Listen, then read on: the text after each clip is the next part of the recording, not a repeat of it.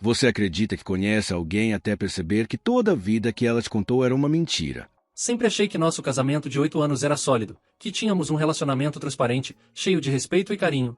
Mas a verdade começou a aparecer de maneira sutil, quase imperceptível. Antes de continuar, inscreva-se no canal, ative o sininho e acompanhe esta história que vai mexer com você do início ao fim.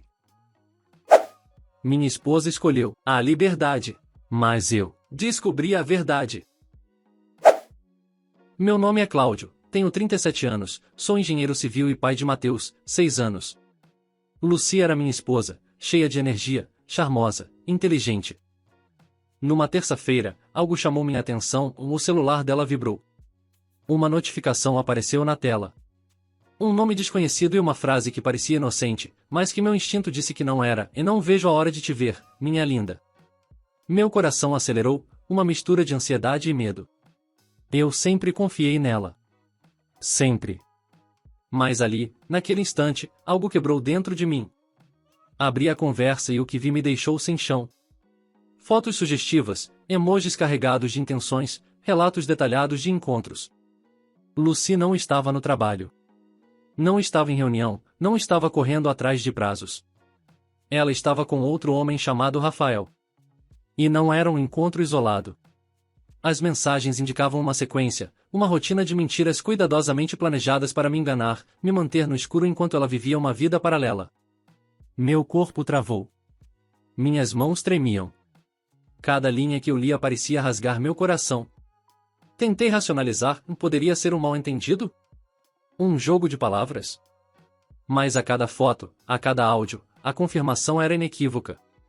Lucy não apenas me traiu, mas planejou essa traição com frieza, envolvendo até uma amiga cúmplice chamada Paula. Aquele pensamento me sufocava. O lugar seguro que eu achava que tinha chamado de casa agora parecia uma prisão construída por engano e mentiras. Passei horas revendo conversas antigas, procurando sinais que eu havia ignorado.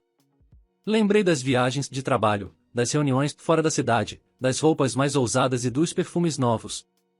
Cada detalhe se encaixava em um padrão de engano, cada gesto dela tinha sido uma ilusão. E o pior de tudo era perceber que eu a amava de verdade, que confiei cegamente, que coloquei meu coração, minha rotina e a felicidade do nosso filho nas mãos de alguém que nunca teve intenção de ser fiel. Naquela noite, enquanto Mateus dormia, eu me sentei no chão do quarto dele, sentindo a dor tomar conta de mim. Não chorava, não gritava. Apenas observava o teto, tentando processar tudo. Quando Lucy chegou, sorridente, como se nada tivesse acontecido, eu já sabia.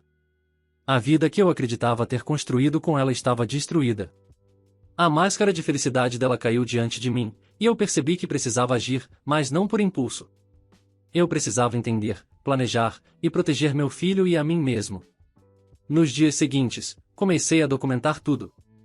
Fotos, áudios, mensagens. Cada prova era um passo para enfrentar a verdade. Instalei um rastreador silencioso no celular dela, não por vingança, mas para saber onde ela realmente estava. Descobri bares, cafés, motéis. Cada local que ela dizia odiar era um lugar que frequentava sem que eu soubesse. Meu coração doía, mas minha mente se fortalecia. Eu precisava ver a verdade, encarar a traição de frente, e só depois decidir os próximos passos. Enquanto observava Lucy de longe, percebi que não se tratava apenas de uma traição física, mas emocional e psicológica. Cada mentira, cada desculpa, cada sorriso falso, era uma facada no que eu acreditava ser amor. Eu estava magoado, traído, humilhado. Mas algo dentro de mim começou a mudar. A dor, que inicialmente parecia esmagadora, começou a se transformar em força. Se eu queria sobreviver a isso, se eu queria ser um pai íntegro e um homem digno, precisava me levantar, enfrentar a realidade e não permitir que a traição definisse minha vida. E assim começou minha jornada. Uma jornada de observação, paciência e planejamento. Não era vingança por raiva, era a busca de verdade e justiça emocional. Eu precisava estar preparado para o confronto, para entender a extensão de tudo que Lucy havia feito. Cada detalhe contava, cada mentira precisava ser exposta. Eu estava determinado a não ser mais manipulado, a não deixar que meu filho crescesse em meio à ilusão e à falsidade. Eu precisava recuperar minha vida, minha dignidade e meu coração partido. A história de Lucy não era apenas sobre engano, era sobre escolhas. E a escolha dela de me trair, de criar uma vida paralela, de envolver outros homens e até uma amiga cúmplice, mudaria para sempre a forma como eu via amor, confiança e lealdade. Eu estava no começo de algo que parecia impossível de suportar, mas sabia que, no fundo, a reconstrução começaria a partir desse ponto de dor e descoberta. Nos dias seguintes à descoberta, cada hora parecia interminável. Meu coração ainda doía, mas algo dentro de mim dizia que eu precisava agir com cautela. Eu não queria me precipitar, queria entender toda a dimensão da traição de Lucy. Enquanto Mateus brincava na sala, eu observava as mensagens e fotos, analisando cada detalhe. Eu precisava saber quantos homens haviam participado, quantas vezes ela havia me enganado, quais mentiras haviam sido contadas. Cada linha de texto era um golpe, cada emoji um lembrete de que eu tinha sido manipulado por quem mais amava. Eu comecei a seguir discretamente Lucy. Não para humilhá-la, mas para compreender até onde a mentira se estendia. Descobri bares que ela dizia não gostar, cafés onde trabalhava, encontros em hotéis próximos que ela jurava não frequentar. E quanto mais eu descobria, mais a raiva e a tristeza se misturavam, criando uma força silenciosa dentro de mim. Eu não era apenas traído, eu era enganado com requinte, planejado e executado por alguém que eu acreditava ser minha parceira de vida. A cúmplice dela, Paula, tornava tudo ainda mais doloroso. Havia áudios trocados, instruções, detalhes de cada encontro, estratégias para manter a mentira viva. Lucy não apenas escolheu trair, ela construiu uma rede de engano para garantir que eu nunca descobrisse. E eu percebia que precisava de provas concretas antes de confrontá-la. Não queria que nenhuma palavra minha fosse contestada. Cada ação precisava ser precisa, cada passo calculado. Um dia, por volta das 18 horas, Lucy saiu supostamente para uma reunião. Eu decidi acompanhá-la de longe. Vi entrar em um bar elegante, com roupas que ela nunca usava para o trabalho. A maneira como sorria, tocava o braço de outro homem, beijava-o de forma intensa, me partiu ao meio. Mas não era choro ou desespero que senti naquele momento. Era a clareza. Eu precisava registrar tudo, documentar cada gesto, para que a verdade fosse inquestionável. Tirei fotos, gravei vídeos com meu celular, cada clique me dando forças para enfrentar o que viria. Quando voltei para casa, Mateus já estava dormindo. Sentei-me sozinho, revendo cada registro. A dor ainda era profunda, mas agora havia um propósito. Eu sabia que a confrontação precisava acontecer, que a verdade precisava ser exposta. Mas também percebi que minha prioridade era meu filho. Ele não podia ser arrastado para o caos da traição de Lucy. Precisava ser protegido, enquanto eu encontrava minha própria estabilidade emocional. No decorrer dos dias seguintes a tensão aumentou. Lucy chegava em horários diferentes, sempre com desculpas convincentes. Mas meu plano era sutil, observá-la, documentá-la e esperar o momento certo. A cada mentira descoberta, eu sentia uma mistura de repulsa e compaixão. Repulsa pela traição, compaixão porque, de alguma forma, ela também parecia presa em uma teia que criou para si mesma. Mas meu foco não era perdoar ainda. Meu foco era clareza, controle e preparação. Foi nesse período que percebi o impacto da traição sobre minha própria vida. Cada hábito que tínhamos, cada rotina que construímos, agora parecia uma máscara de normalidade. A convivência diária com Mateus se tornou um refúgio. Brincar, ajudá-lo com deveres, contar histórias antes de dormir, tudo isso me lembrava que ainda havia amor verdadeiro em minha vida, mesmo que eu tivesse perdido a pessoa em quem mais confiava. A sensação de estar sendo manipulado por Lucy me deixava inquieto, mas também me dava força. Cada descoberta aumentava minha determinação de não permitir que ela continuasse me controlando emocionalmente. Eu precisava estar pronto para confrontá-la com provas, mas também para reconstruir minha vida. E assim, entre observação e documentação, comecei a encontrar equilíbrio. A dor ainda existia, mas a clareza e a estratégia estavam me dando poder. Nos momentos mais difíceis, lembro-me de olhar para Mateus e sentir uma onda de proteção incondicional. Ele era a razão de minha resiliência. Eu não podia permitir que a traição de Lucy contaminasse a infância dele, nem que sua memória de mãe fosse manchada por mentiras. Cada passo que eu dava, cada detalhe que registrava, era também uma forma de garantir que, no futuro, ele tivesse a verdade sem ser prejudicado. A investigação não era apenas sobre vingança, era sobre justiça emocional e proteção. Lucy tinha tomado decisões que destruíram a confiança, mas eu ainda podia controlar minha reação, meu comportamento e meu futuro. Cada prova reunida, cada fotografia, cada vídeo, era um lembrete de que eu não estava indefeso. E essa consciência me fortalecia, transformando a dor em combustível para a reconstrução que eu sabia que viria. O dia finalmente chegou. Eu sabia que não poderia adiar mais. Cada momento de observação, cada prova registrada, cada emoção reprimida me conduzia a esse instante. Lucy voltou para casa naquela noite como sempre fazia, com um sorriso que agora me parecia ensaiado. Eu respirei fundo antes de abrir a boca. Meu coração batia com força, mas havia clareza em meus olhos. Mateus já dormia, e eu sabia que aquela seria uma conversa decisiva, não apenas para mim, mas para o futuro do nosso filho. Lucy entrou, cumprimentou-me com um beijo superficial no rosto e caminhou até a cozinha. Eu a observei, como se finalmente pudesse ver a verdadeira mulher que estava à minha frente. Temos que conversar, disse, firme, sem rodeios. Ela parou, percebendo o tom sério, e tentou responder com leveza, mas eu não cedi.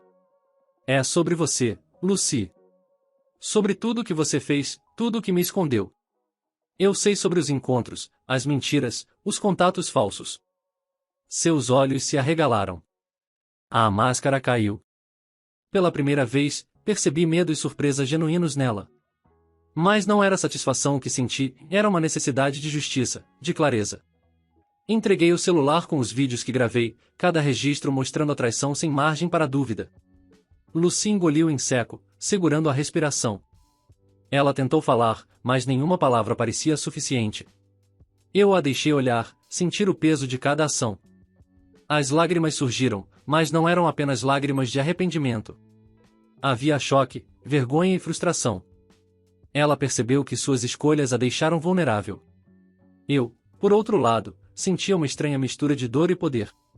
Dor porque o amor que eu ainda tinha por ela parecia quebrado, e poder porque, finalmente, a verdade estava em minhas mãos. Eu podia decidir como lidar com ela, com nossa história, e principalmente com o futuro de Mateus. Ela tentou explicar, justificar, minimizar. Eu precisava me sentir viva, disse, com a voz trêmula. Mas as palavras não suavizavam a ferida que ela havia causado. Cada mentira, cada encontro, cada álibi construído, tinha uma consequência, e eu estava ali para que ela entendesse isso. Eu a ouvi, absorvi cada frase, mas não permiti que a emoção me dominasse. Eu precisava ser racional, firme e íntegro diante da dor que me consumia. A conversa se estendeu por horas. Falamos sobre a infância de Mateus, sobre o impacto que suas escolhas poderiam ter sobre ele, sobre a confiança quebrada que talvez nunca pudesse ser reconstruída. Ela chorava, e eu sentia pena em alguns momentos, raiva em outros. Mas havia algo importante e eu estava no controle da narrativa agora. A mentira não tinha mais poder sobre mim, apenas sobre a mulher que a criou. No silêncio que se seguiu, percebi que algo dentro de mim mudará. Eu não queria vingança física, nem humilhação pública. Minha vingança seria a minha reconstrução, minha capacidade de continuar vivendo com dignidade, mesmo depois de tanta traição. Lucy permaneceu sentada, abatida, percebendo que o mundo que construiu para si mesma havia desmoronado. Quando finalmente ela se levantou para sair, eu sabia que aquela seria a última vez que nossos caminhos se cruzariam de maneira íntima. Pegou suas coisas, hesitou, mas sabia que não havia mais espaço para voltar. Eu a observei sair, sentindo uma estranha sensação de alívio e tristeza. A vida continuaria, mas não mais como antes. Eu teria que reconstruir cada pedaço da minha existência, cada rotina, cada memória associada a ela. Nos dias seguintes, a casa parecia silenciosa de uma forma quase reverente. Mateus continuava sua rotina, sem perceber totalmente a magnitude da mudança. Eu, por outro lado, sentia cada instante com intensidade. Eu estava aprendendo a me proteger emocionalmente, a me colocar em primeiro lugar, a entender que confiar não é fraqueza, mas ser enganado é a escolha do outro. Lucy havia feito suas escolhas, e agora eu faria as minhas. A partir daquele momento, meu foco se tornou reconstruir minha vida, reconectar-me com meu filho e comigo mesmo. Cada passo era doloroso, mas necessário. Eu sentia a raiva diminuindo gradualmente, substituída por clareza e determinação. A dor da traição ainda estava lá, mas o poder de decidir meu futuro estava comigo. Eu não seria mais vítima.